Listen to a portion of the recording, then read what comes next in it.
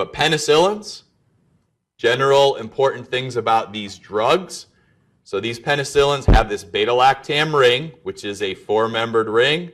And in the case of the penicillin, you have a thiazolidinine, 5-membered ring with a sulfur moiety with this side chain coming off here. And if you think back, although many of us probably want to try and forget medicinal chemistry, but anything that's like a smaller than 6-membered ring tends to be a little bit more strained, a little bit more stressed. You get down to a 4-membered ring, and that's something that, generally speaking, is not very happy in that 4-membered ring format. And if it has its druthers, it can either be hydrolyzed to be opened up and become inactive to a dehydrated, to a hydrated amino acid. So the point is it's highly strained, and it becomes a potential good thing to then inactivate an enzyme that's looking for that. So if you look here at your penicillin structure, the little dotted line area here with these carboxyl groups down in the lower portion. So this is the D-alanine on the end of that side chain. And you can see it matches it up and looks fairly close to that area. And so your penicillin binding proteins come in and they're looking to recognize that area and then do their cross-linking function. So what happens, though, is that when you have your beta-lactam that's present, it can interact with that penicillin binding protein. It opens up that ring, and in doing so, it actually will bind to the functional site of your penicillin binding protein, and therefore it interacts with and inhibits directly the function of your penicillin binding protein. So that's your mechanism of action of all these beta-lactams, is this strained ring and the similar structure to D-alanine tricks that penicillin binding protein and ends up inactivating it. Structure-activity relationship. You are not going to be quizzed on any of this, but just keep in mind all these penicillins we're going to talk about. What they've done over the years in medicinal chemists and pharmaceutical companies is they do things like tweak this side chain, which improves acid stability and makes these drugs able to be absorbed orally. This side chain coming off here, actually R2 will go first. That, as you can imagine, is fairly close to this site here, and this actually is going to be involved in improving these drugs' ability to not get degraded by these penicillinase-resistant enzymes that we'll talk about in the upcoming slides. And then modifying that section typically will result in a broadening of the spectrum of activity. So that's what you'll see for the different penicillins, are mainly changes here, here, and there. So general clinical considerations. If you look across the spectrum of penicillins, generally all of these agents are bactericidal agents. Break apart the cell wall, bacteria is going to die.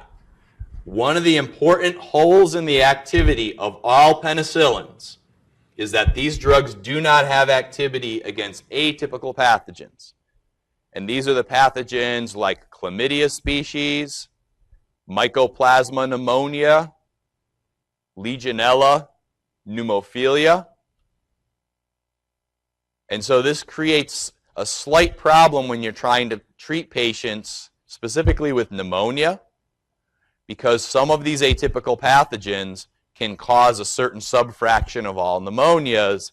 And the point is that you can't give a penicillin agent and a beta-lactam agent, for that matter. You can't give these drugs and cover all of the possible pathogens that can cause pneumonia.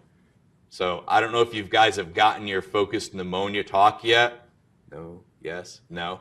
What you should hear about then are you pick particular agents when you're treating pneumonia empirically to cover for the possibility of atypicals and then other types of bacteria. So you can't just do it with beta-lactams. So you have to use a combination therapy or use a completely different class that covers these atypicals. So the mechanism of action we already covered. The most common mechanism of resistance to penicillins across the board amongst bacteria. Our bacteria have learned to produce these degrading enzymes, which if they only affect penicillins, we call them penicillinases. If they affect penicillins and other beta-lactams, then we just generally call them beta-lactamases. So those are a most common mechanism of resistance to these agents.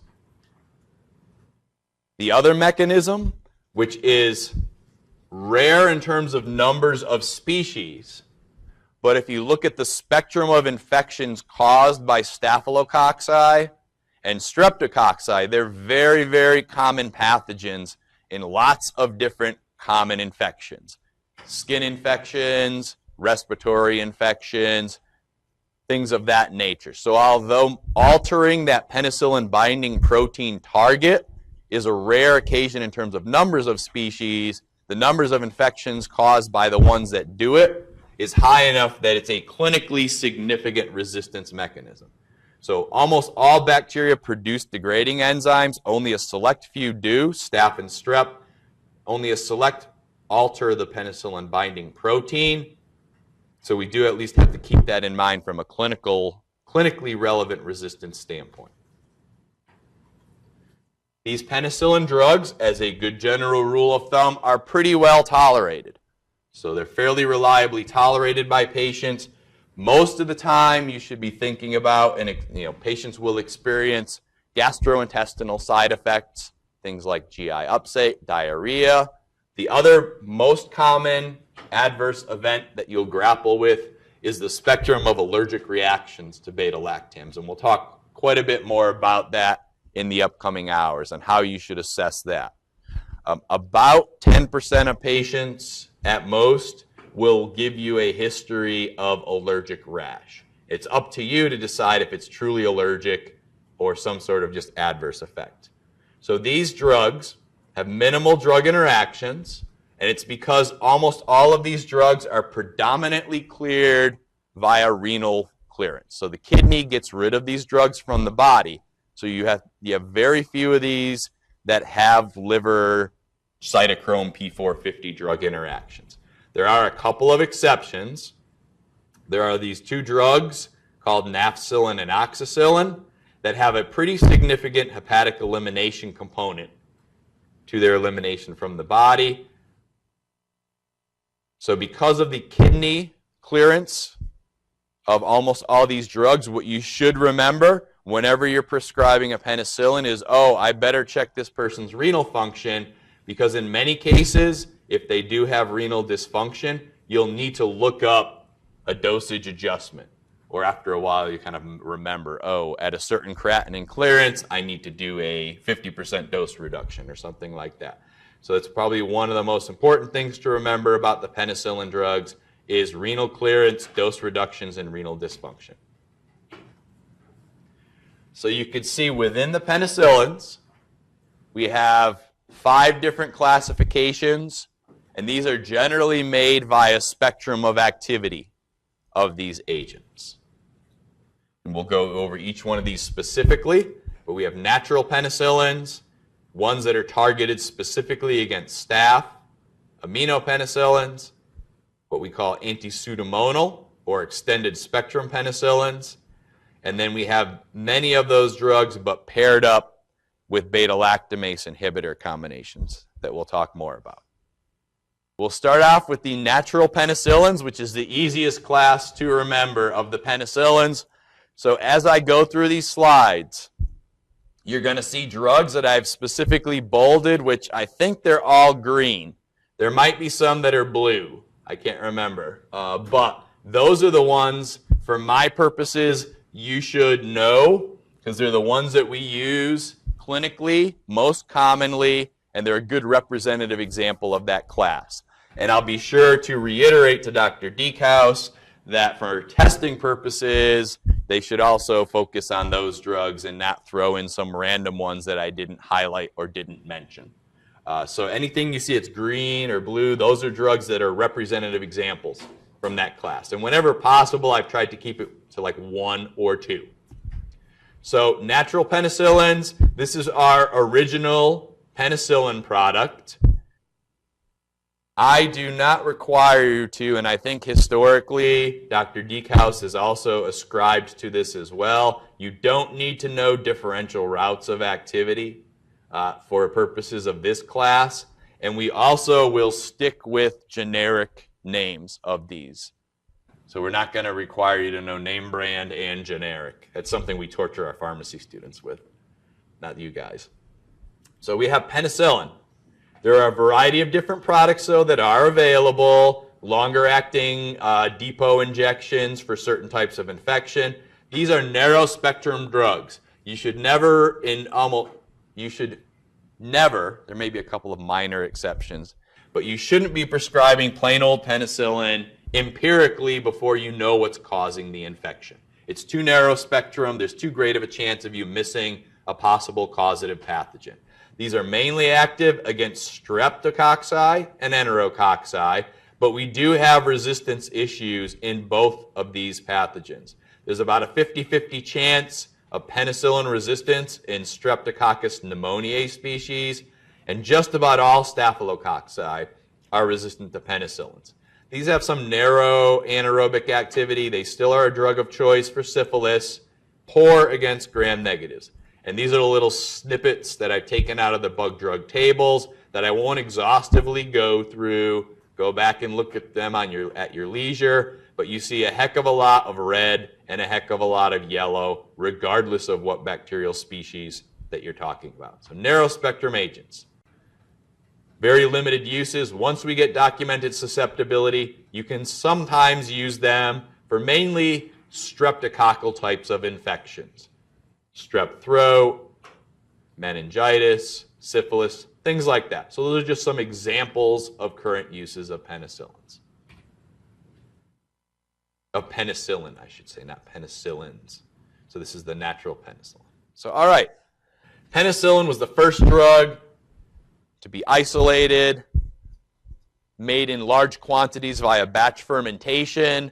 But as I alluded to, staphylococci was what we were really trying to target with penicillin, and it became resistant to penicillin really, really quick.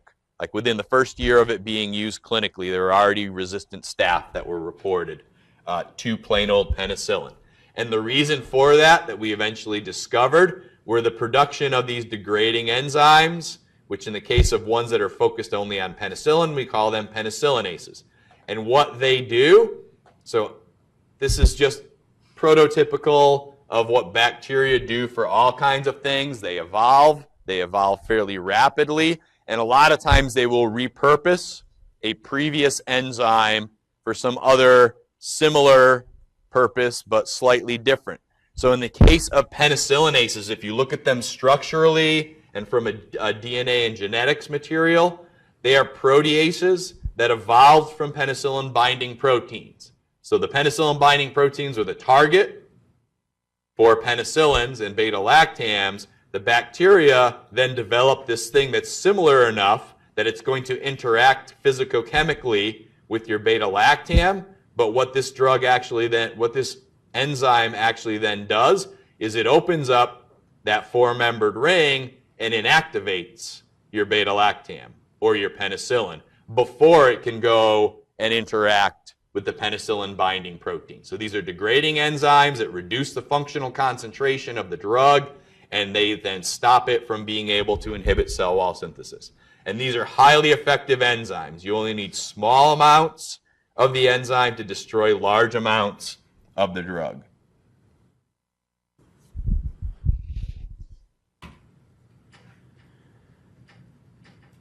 The big thing you should take out of this slide is that, whoa, it's kind of scary. But practically, the only thing I want you to focus on here is any kind of degrading enzyme mechanism of resistance. By and large, the bacteria does not want to be producing that all the time if it doesn't need to. It's like wasted energy. Bacteria tend to be very efficient.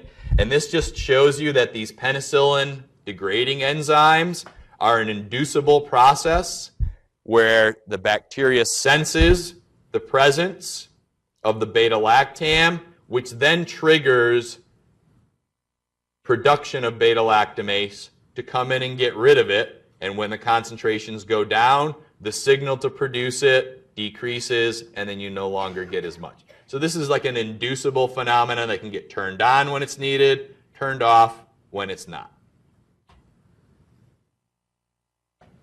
So after penicillin resistance happened in staphylococci, medicinal chemists took that molecule, found a way to protect that four-membered ring from the penicillinase coming in and opening it up. And these are the drugs that are called anti-staphylococcal or penicillinase-resistant penicillins. The two drugs to focus on are nafcillin and oxacillin. These are IV drugs, predominantly used in a hospital, and they're essentially interchangeable. Some hospitals will have nafcillin. Some hospitals will have oxacillin. Currently, right now, there's actually a nationwide shortage in oxacillin, so almost all hospitals now, if they're going to use it, are using nafcillin because of a nationwide shortage. But those are the two drugs to focus on. These are very limited spectrum activity drugs. Look at the penicillin, they match up almost identically, but even less gram-negative activity and less anaerobic activity. These are predominantly active against staph, little active against strep as well. And what happened over the years, after these drugs were introduced into clinical practice, somewhere around the late 1960s into the 1970s, is when staph figured out, well, I need to become resistant to these drugs. How am I going to do it? And what it did is took that penicillin binding protein that's involved in cell wall synthesis, mutated it so that these drugs no longer bind to the active site. So when you give and expose a staph that has that mutated penicillin binding protein, it can't bind to the site. It just happily goes along its way, synthesizing cell wall as per normal. And this is the mechanism of resistance in our MRSA strains. It's increasing in both community and hospital settings, although some recent trends show that it's maybe plateaued out, slightly decreasing, but we're still at about 50% of all staphylococci will be methicillin-resistant Staph aureus, both in community settings and in hospital settings as well.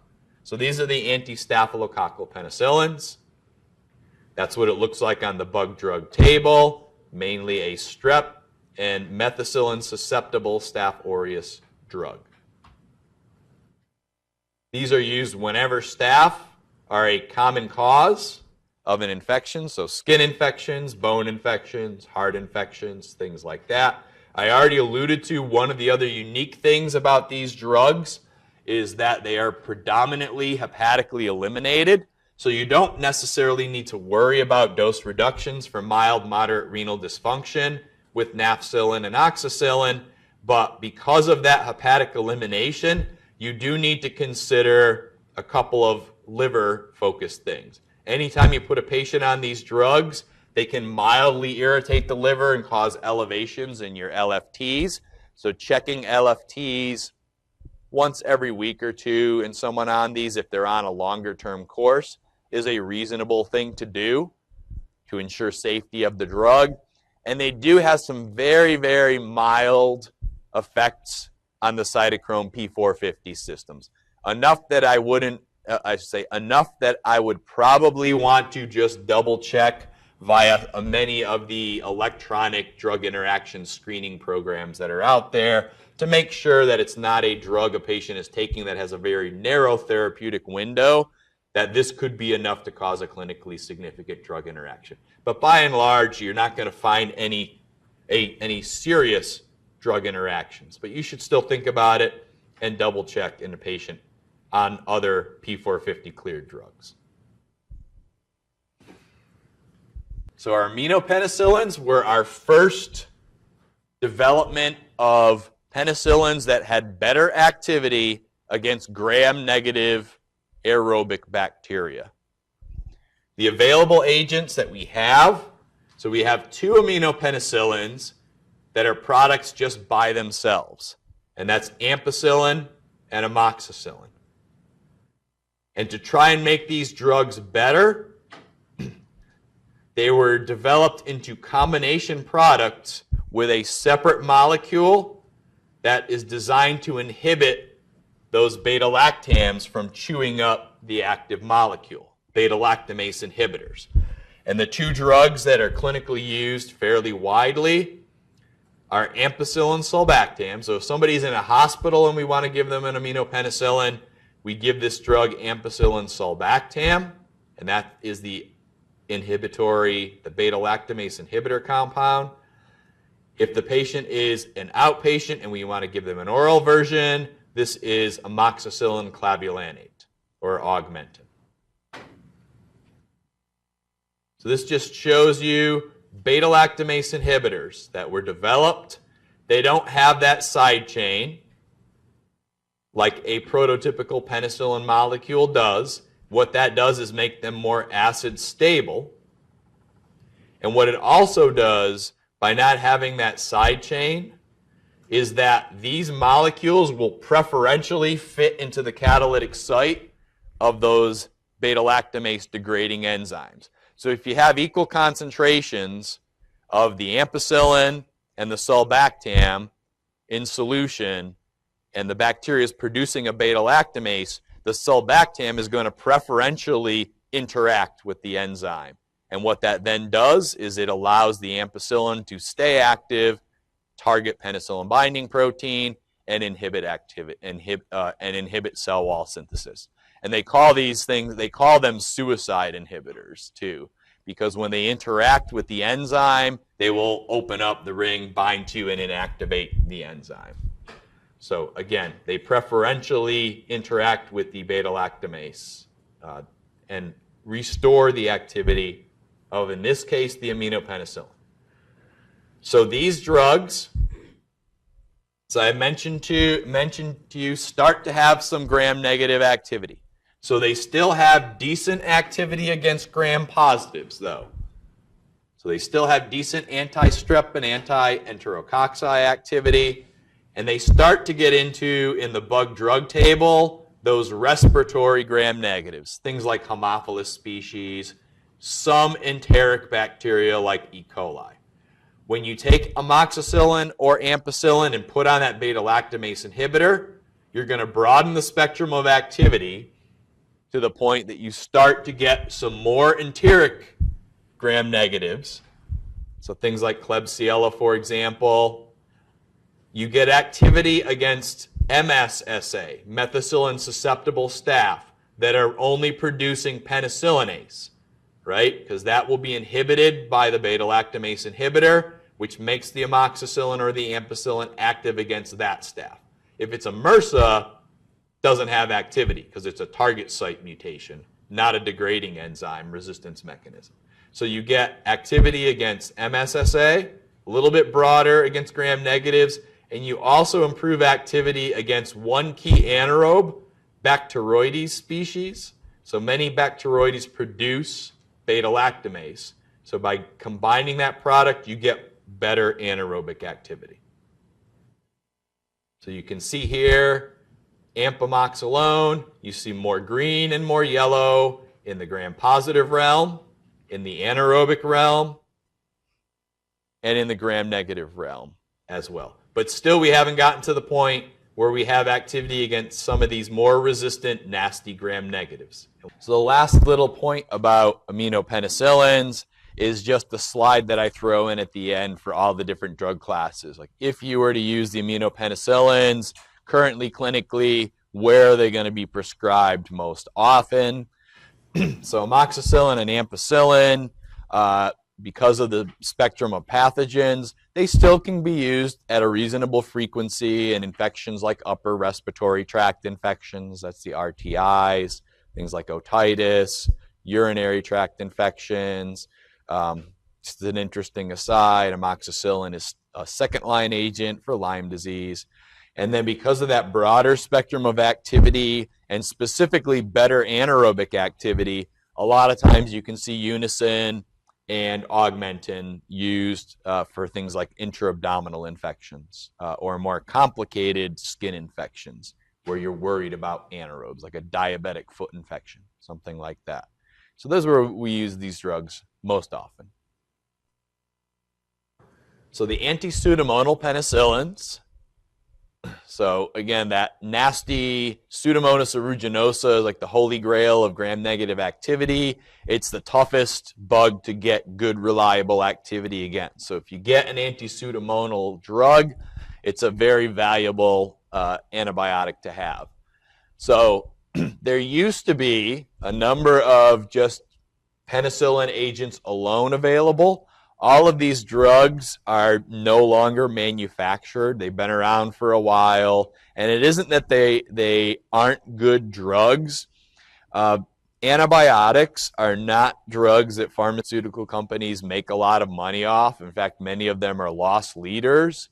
So a lot of times these drugs that have been around for a while, when they become generic, even the generic companies can't really find ways to make money off of them. So a lot of these companies have just stopped making them. You can get into the whole medical ethics thing as to whether that's truly right to stop making a drug that can be of therapeutic value or not for purely financial reasons. But it is what it is. So we used to have some anti-pseudomonal penicillins by themselves, but no longer available. What we do have now is there's really one anti-pseudomonal penicillin, piperacillin, and it's combined with a beta-lactamase inhibitor, tazobactam. This drug is called Zosyn. It's IV only, and this is a drug that when it is available, and I say that because it's been under a severe nationwide drug shortage situation for going on almost 2 years now, where there's very, very limited supplies due to production issues by a number of the generic drug manufacturers. But when you can get it, it's a very good drug to use in that empiric broad spectrum phase because it is active really well against most gram negatives, although there are some unique strains that are starting to become resistant to it. By and large, 90% or more of all the gram negatives shown on that bug drug table, Zosyn, piperacillin, tazobactam, will be active against. You do get a little bit of compromise in the realm of gram-positive bacterial activity, where Zosyn is active against gram-positives, but on a potency basis or a minimum inhibitory concentration basis. The MICs are a little bit higher. Doesn't mean you can't use it against gram-positives. It's just a little bit less active than, say, the drugs we've already talked about with good gram-positive activity. Good anaerobic activity. And that beta-lactamase inhibitor does improve activity against staph, gram-negatives, and anaerobes. So again, you see here is your Zosyn, lots of green against gram-negatives, pretty good against most gram-positives and anaerobes as well. So again, these are our prototypical broad-spectrum empiric therapy. We sometimes will use these in combination as well, too, as an interesting factoid. So those are the penicillin classes, from the narrow spectrum to the broadest spectrum agents.